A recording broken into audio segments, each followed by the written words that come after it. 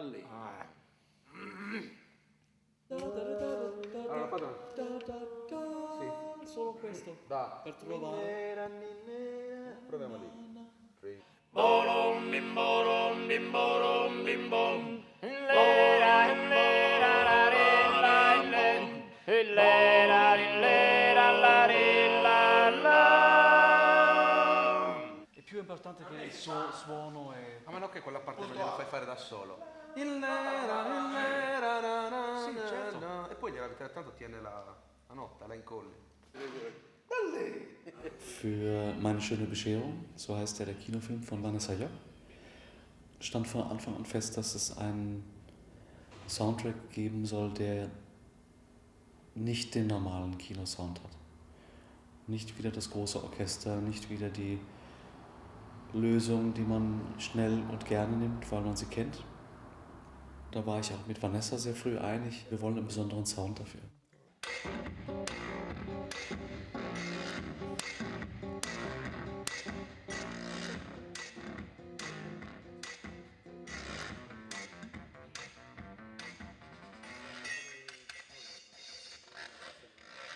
Boom bam boom, boom bam boom, boom bam boom, bim boom boom bam boom, boom bam boom, boom bam boom, boom bam boom, bim boom boom bam boom.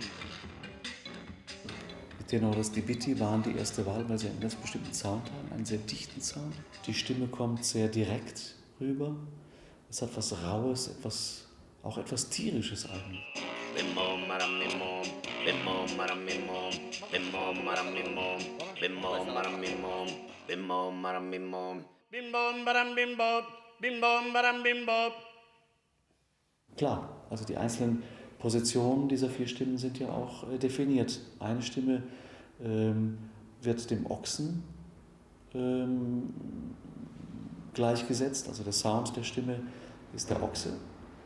Die andere Stimme, die direkt darüber, imitiert den Klang eines Schafes und so klingt es auch wirklich, also es ist ja sehr nasal, merkwürdig. Die dritte Stimme wird dem Wind zugesprochen, also leicht, fliegend. Und die vierte erzählt die Geschichte.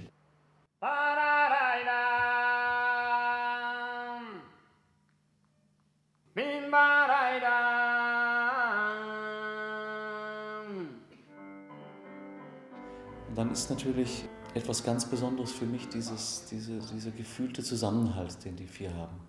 Also man merkt einfach, die sind gewachsen seit 15 Jahren, musizieren die gemeinsam, die aus dem Stegreif finden die den Ton.